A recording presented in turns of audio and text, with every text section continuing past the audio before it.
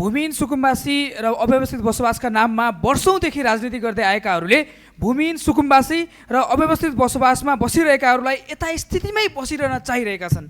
सभामुख महोदय, पछिल्लो समय देशभर भूमिहीन सुकुम्बासीलाई सडकमा उतारेर उनीहरूमाथि सरकारले डोजर चलाउँदैछ भन्ने भ्रम फैलाइँदैछ। सम्मानित सभामुख महोदय, म स्पष्ट पार्न चाहन्छु, सरकारले सुकुम्बासीमाथि डोजर चलाएर उनीहरूलाई सडकमा ल्याउन खोजेको होइन। सरकारले त आफ्ना नागरिकमाथि लागेको सुकुम्बासीको अपमानजनक ट्यागलाई हटाएर उहाँहरूलाई सम्मानित सामाजिक र आर्थिक जीवन र व्यवस्थित बसोबास दिन खोजेको हो। वर्षौंदेखि आउने बाढीको कहर र खोलाको किनारको दुर्घटना अनि दुर्गन्धबाट जोगाएर उहाँहरूलाई समाजको मूलधारमा ल्याउन खोजेको हो सरकारले। सभामुख महोदय, नागरिकको गरिबी र अभावलाई नै आफ्नो राजनीतिक करियर बनाएर एजेन्डा बनाउनेहरूले यतिका वर्षमा यो देशमा लाखौँ नागरिकलाई सुकुम्बासी र भूमिहीन हुन बाध्य बनाए। उनीहरू फेरि पनि चाहन्छन् कि यो देशमा कोही न कोही सुकुम्बासी भइरहन्, कोही न कोही खोलाको किनारमा बसिरहन् भन्ने उनीहरूको अझै पनि चाहना छ। यदि त्यो चाहना छ भने म उहाँहरूलाई भन्न चाहन्छु, नागरिकको दुःख, पीडा र शास्तिलाई राजनीतिक नारा बनाउने ती दिनहरू गए। यस्ता विषयमा कसैले राजनीतिक करियर बनाउने सोच राख्नु भएको छ भने कृपया आफ्नो सोच चेन्ज गर्नुहोस्, फेसबुकको स्टाटस होइन। 2046 सालदेखि अहिलेसम्म सुकुम्बासीको नाममा करिबन 20 वटा आयोग बने। यतिका वर्षमा यो आयोगले के गरे? कार्यकर्ता भर्ती गरे, सुकुम्बासीको नाममा राजनीति गर्ने र सुकुम्बासीलाई जग्गा र घरको सपना देखाउने केन्द्र बनाए यी आयोगले। तपाईँ हामी सबैलाई थाहा छ, यस्ता आयोगले सुकुम्बासीको समाधान गर्नुको सट्टा उल्टो बल्झाए, किनभने समस्या समाधान हुने बित्तिकै यिनीहरूको राजनीतिक एजेन्डा सकिने गर्थ्यो।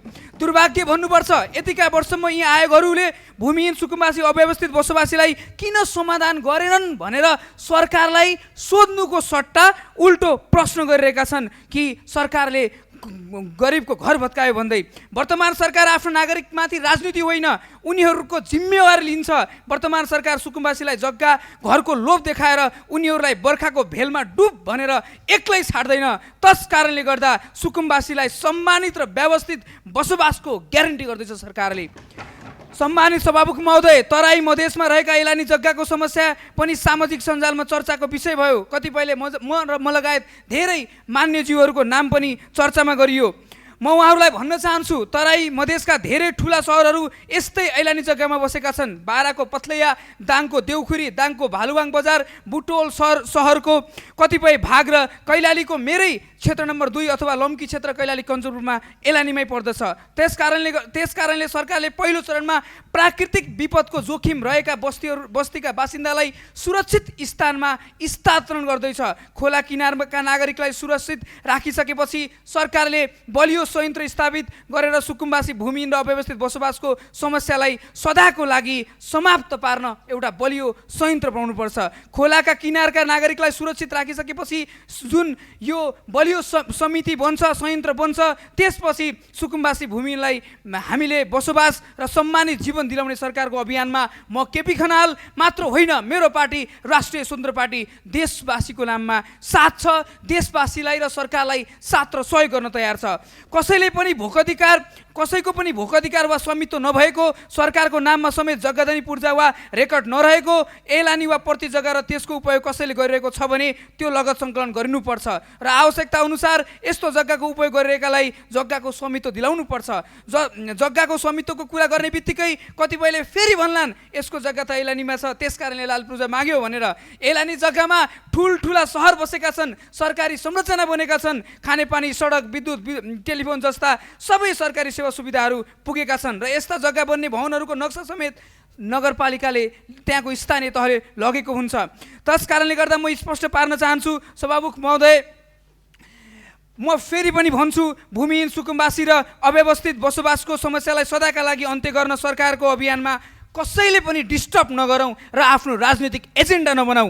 हाम्रो समाजमा जग्गा भनेको सम्पत्ति मात्र होइन, यो त सम्मान र प्रतिष्ठाको आधार पनि हो। त्यस कारणले हरेक नागरिकले जग्गाको स्वामित्व सहित सम्मानित र प्रतिष्ठित जीवन बाँच्न पाउनुपर्छ। नागरिकलाई पुस्तौँ पुस्तासम्म सुकुम्बासी बनाइराख्ने यो घृणित खेल अबको राष्ट्रपति सरकारले सदाका लागि अन्त्य गर्नुपर्छ।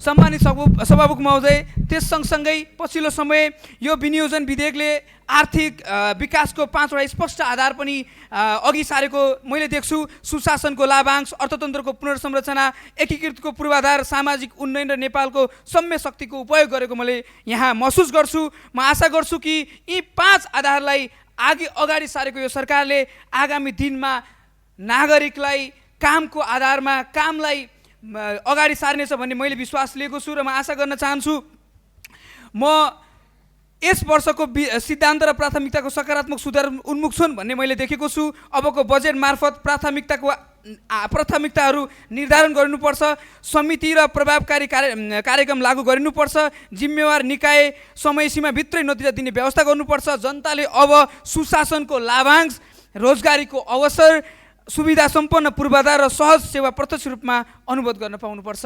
धन्यवाद।